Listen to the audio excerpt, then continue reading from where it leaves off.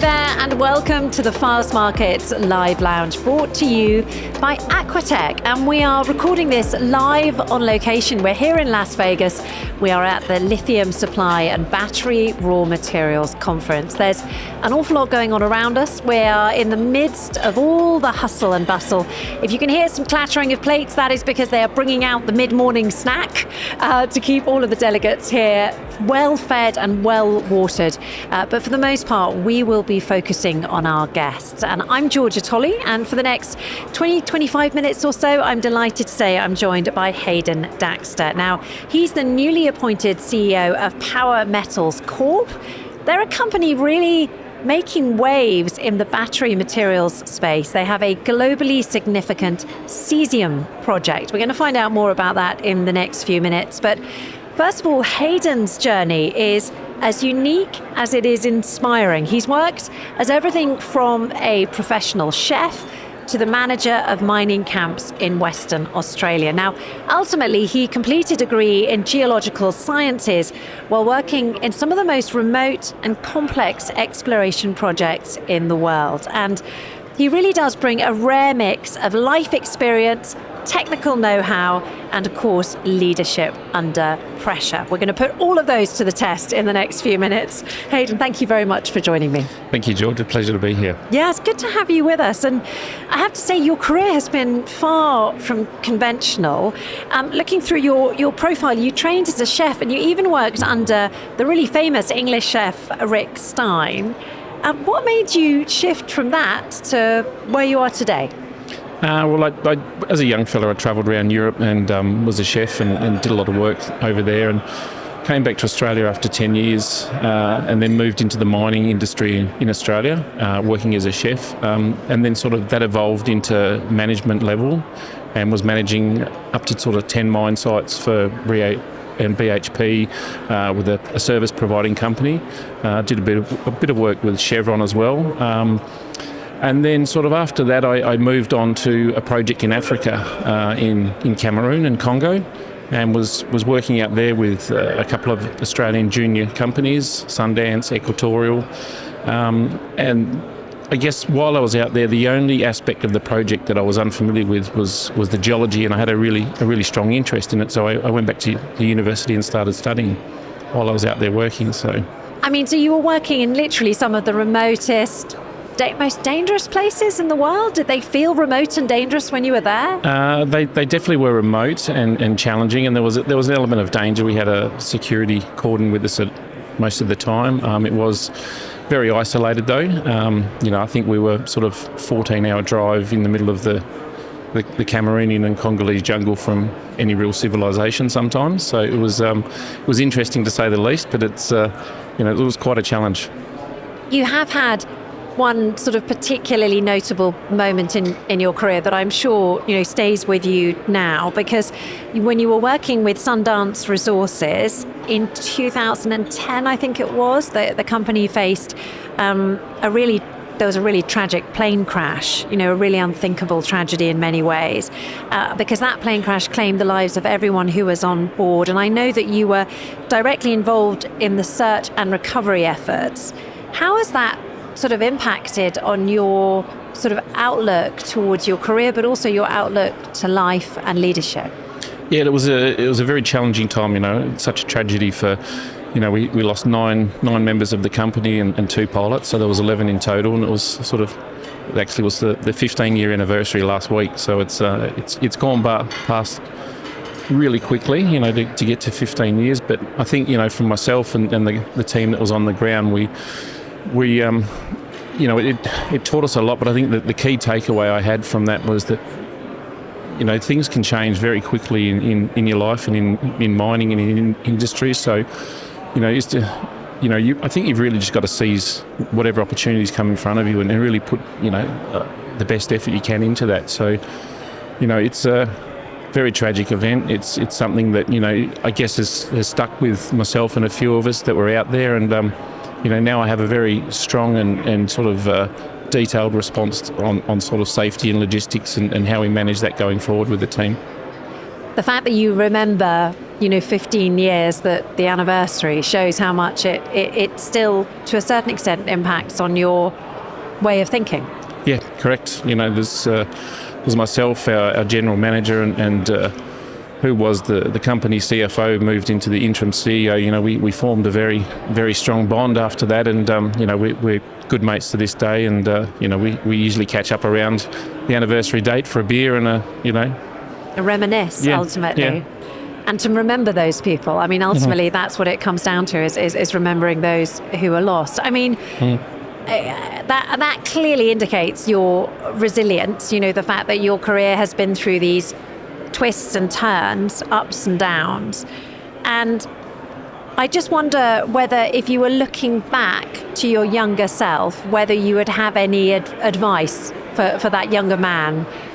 I'd probably have a few ones, but I think the key one would be is really just to go after every opportunity that comes in front of you, and back yourself in, and don't hold back. Like, you get one shot at a lot of these opportunities, so give it your all, give it your best, and see how you go. I always joke that I've got 2 rules that my dad says I have to live my life with. I'm allowed to do pretty much anything I want, but I'm not allowed to go in the sea at night, and I'm not allowed to go on motorbikes. Those are the 2 rules that I'm not allowed to do. Okay, so since your appointment at Power Metals, it's really gone from strength to strength. What do you think's been the key driver of that success? And you are allowed to say me. We came up with the idea to look into the cesium aspect on the project. Lithium wasn't doing a great deal, and has continued to sort of, really be stagnant, and sort of everyone's waiting for that turn and for lithium to get back to where it was. But we targeted the cesium aspect. We thought we'd have a look and see what it is, understanding that it's a very unique and niche mineral, very high value. After I think the initial internal review, we realised that we're sitting on a world-class project. So we started digging into that, and I guess the key takeaways we had was, okay, what is cesium? Everyone we spoke to had no real understanding, so we set about a very large program to educate the market, putting out a lot of communication, trying to really, I guess, provide people with what is cesium, what's it used for, what's the pricing, and then from our point of view is trying to understand what has predominantly been a Chinese-controlled market for 10 years to educate ourselves as we sort of grow and develop the project. So that's been a fun, challenging journey, because as most people are aware, that the Chinese are not very open with a lot of their data on such minerals. So, it did take a fair bit of time for us to progress through some of those areas, and we're still to this day, educating ourselves on aspects of the project and the resource and moving it forward. So what is it, and is it difficult to extract? It's not difficult to extract. It's quite simple. So cesium is found in a number of, mediums. The best one that we have is hard rock. So it's pollucite is the mineral. So pure pollucite is 30% cesium oxide. So we've had intercepts of up to 26%, so almost pure. There's been 3 historical mines globally that have mined, and all 3 of those are currently depleted or in care and maintenance. So there's no active mine, there's no active supply going into the Chinese market or into the North American market at present. Wow, so there's a real shortage. Completely, yes. Yeah. Yep. And what's it used in? It's used in majority in drilling fluids, high pressure, high temperature drilling for oil and gas. That's the majority, but it's also used in US. The US basically use it for their military, satellite tracking, GPS, night vision goggles. It has medical treatments, solar applications, the battery industry. So the interesting thing is, because it's such a niche mineral, there's very little R&D work that has been tested with cesium. But when they do a little bit of test work, it comes up with some, really incredible properties. It's one of only 3 metals that are liquid at room temperature. So mercury, gallium, and cesium at room temperature as a liquid metal. It's it's a very unique and strange mineral that has some fantastic properties. We were reading a report last week where the Department of Energy in the US tested cesium metal on a lithium metal battery and reduced charge times and increased longevity. And that was just initial stage of testing some cesium into a lithium battery. So I mean, that has the potential to be immensely, to be a game changer ultimately for the battery market, which Definitely. of course is growing itself. Mm-hmm. Okay, so you have a Case Lake cesium project. It's gaining international attention. What's the project and where is it located? So it's a lithium project originally. It's sort of just north of Timmins in northeast Ontario. So Timmins is a very well-respected Tier 1 mining district, huge infrastructure, a lot of existing mines, gold, base metals, and some lithium around there. It's pretty much right on the Quebec-Ontario border. So access-wise, we can fly to Timmins, and within an hour and a half of driving, you're actually standing on the deposit. So logistically, it's in a fantastic location. We have one of multiple sort of dikes on the property that are proving to show high-grade cesium and lithium and also tantalum. So we put out a resource 3 weeks ago, which is our maiden resource, just on one area, and now the company will be focused on getting stuck into the other areas and sort of growing that resource and turning Case Lake into a world-class cesium deposit. Sounds like a big deal. What does the project mean for Power Metals as a company? Oh, look, it's completely unique. It's really driven the company. We had a run of almost 500% uplift on our market cap and share price. That's nice. For the last 12 months. So it's really generated a lot of interest and our ultimate goal is to look at setting up a North American cesium market. From the mining to the downstream aspect. And then tackling, the Chinese market, because predominantly they've had this for the last 10 years, and now with no global supply, there's a real shortage. So we're in pole position to really take off and set up Case Lake. That is very, very interesting indeed. It kind of has that, you heard it here first, feel. I don't think anyone's really talking about cesium outside, potentially even within this market. I don't think it doesn't sound like people are talking about it a great deal yet. No, there's probably 2 or 3 other companies that have started to highlight that they have cesium, given what we did with our company in the past 12 months. Yeah. So we have generated a little bit of interest, which is good. Yeah. But look, it's something that's new. It's niche. It's a critical mineral, and for us, it's been exceptionally, I guess, well received and exciting for the company. Okay, so what is a popular misconception, do you think, about cesium or about the battery market that you think that needs to be busted? Well, I think there's a lot of people that sort of especially around the battery markets of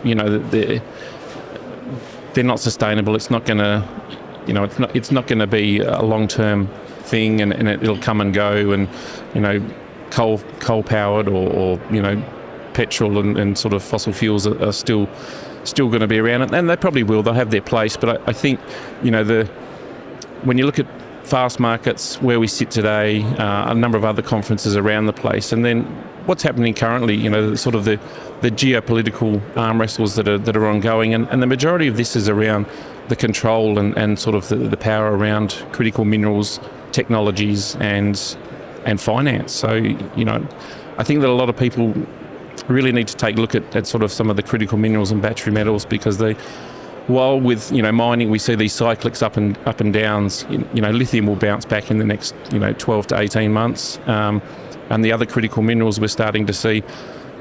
When you look at the push from China recently to ban and block various minerals to the US, it's of significance, and cesium sits in that basket of being one of those critical minerals that's been completely controlled by China and now looks to have an avenue in North America. Yeah, I mean, it made headlines as a major component of the deal with the Chinese, between the Americans and the Chinese. Correct. That critical minerals element. So, if it's making headlines in lay press, then that it's ultimately quite a big deal. Okay, so let's talk a little bit more about what excites you most about the future, both for Power Metals, but also for the broader cesium community that you mentioned there. I guess, we'll start with Power Metals. What excites us so much about Power Metals is we've basically explored one area on the property. We know that we've got multiple targets that we can go and test that are showing signs of, initial geological signs of cesium grades on there. So, the potential for us to grow Case Lake, the resource, and really turn that into a very large deposit is real. And on the back of that, we've had a number of companies come to us, given that we're the first mover in the North American space on cesium, with this new wave of critical mineral exploration. We've got the opportunity to look at working with, doing some joint ventures, some earn-ins on a number of other projects to set that up. And outside of that, we've been working a lot for the last 6 months on sort of a number of strategic partners, not just for the mining but also for the downstream. And while they're large corporate companies, they move at their own pace. Sometimes frustrating for a junior, but we're working with them to continue to sort of set that up so that we can complete basically a fully integrated cesium system in the North American market, and that's our key driver. So it's incredibly exciting. There's a lot of work behind the scenes going on with it, but it's fantastic. Who's doing the R&D on it? Because it sounds like there's still quite a lot to be discovered about cesium, that would potentially enliven the market further. Yeah, that's true. So a lot of R&D is conducted in the US. US military and government departments are doing a lot of R&D. There's a lot of boutique chemical producers, especially in Germany, that are looking into the R&D work. Outside of that, there's a small amount in Japan, and then obviously the Chinese are well established in their field, but they're not they don't tell people about it, do they? they don't share their information. It's not like they get given the playbook on how to build a Tesla. So, yeah. No, that's fair enough. I'm very enthusiastic about batteries because I drive a Tesla, so I'm of the believing side of things. Very good. So yes, very good. Suits the market here. Okay, so I have reached my final question. You'll be pleased to hear. No, that's good. Keep going if you like. We can keep going for longer. So final question, which is what we're asking everybody, which is, when you leave this event in a couple of days' time, what will be the key takeaway, do you think? What will be the sort of nugget of information that you'll be taking with you off the back of this conference? I think just, I was here last year and again this year, and seeing the level of interest and continued sort of support and growth and optimism from companies as we look forward to, pushing critical minerals forward. Everyone's sort of a bit beaten up and a bit depressed on the price of cesium and the price of lithium at present. But in all honesty, there's a real optimistic glow, I think, at conferences like this, that, it's not going to be like this forever. The price will push up and people will be, back to that happy space and away we go. It'll be really interesting to come back next year and have these similar conversations to see if the mood has changed even further. Haydn, thank you so much. That was an absolutely fascinating conversation. I loved hearing about your career path, about where you see Power Metals going, where you see the market of cesium going as well. So thank you very much indeed. Thank you, Jordan, for your time. And much thank appreciated. you. Pleasure, and thank you to everyone who's been listening here on their headphones, and thank you to you listening a bit later on. This is the Fastmarkets Live Lounge. We have a whole series of episodes, so if you'd like to make sure you can check all of them out, then all you need to do is subscribe to the podcast. Now, you can do that on all the normal platforms. We like Apple Podcasts, we like Spotify, we also like YouTube. That is where you can find the Fastmarkets channel. That's where you can watch entire episodes. Worth mentioning, of course, that this is brought to you thanks to our sponsor, Aquatech. So the other thing to mention is that we are very present on social media. So if you want to follow Fastmarkets on social media as well, that's a great opportunity to catch the highlights. And of course, you can follow, like, and comment at will. But yes, thank you very much for listening.